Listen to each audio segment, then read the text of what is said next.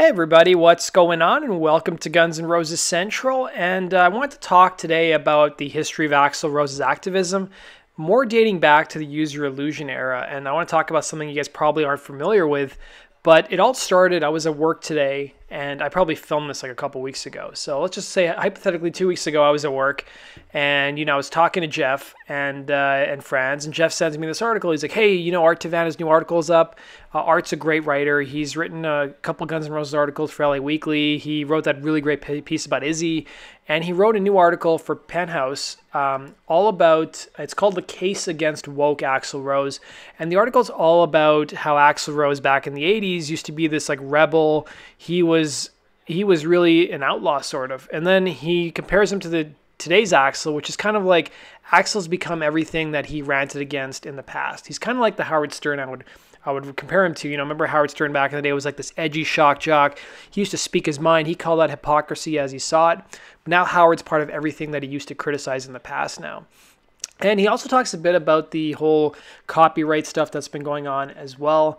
And it got me thinking, you guys may not know this, but even back to like the late 80s, early 90s, Axl was a pretty big activist when it came to some of the stuff that he really cared about. And in fact, at some of Guns N' Roses shows, he actually sort of pushed his agenda on a lot of fans who were going to those shows. So what exactly am I talking about?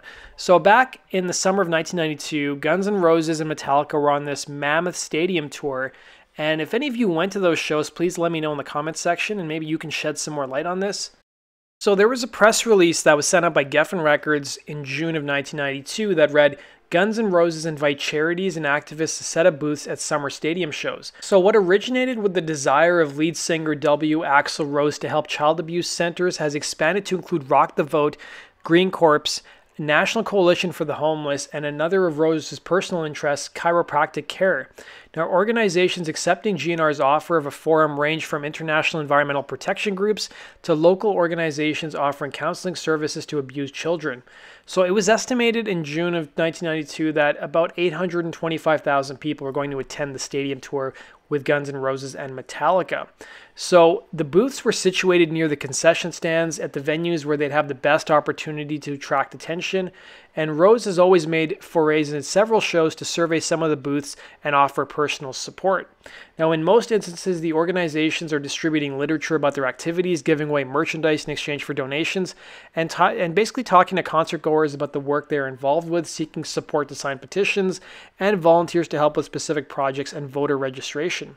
Now, represented are child abuse prevention and counseling organizations, the local chiropractic education groups, the Children's Survival Project Incorporated, Rock the Vote, Rock Out Censorship, and many more, including Amnesty International, the Green Corps, the Coalition for the Homeless, and even the American Civil Liberties Union, and even one Canadian group called the Animal Alliance of Canada.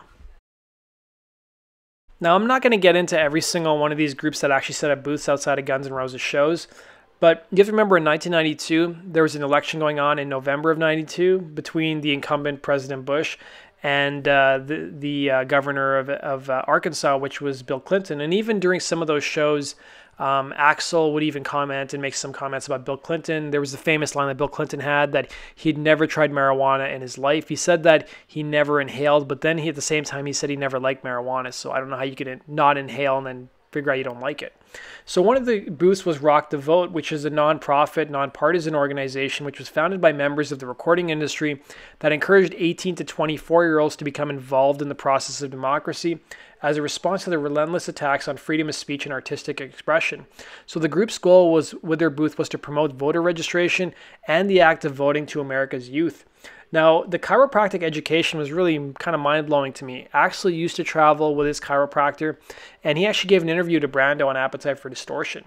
So with a full-time chiropractor on road with Guns N' Roses, they've recognized the tremendous potential of this form of medical treatment and prevention.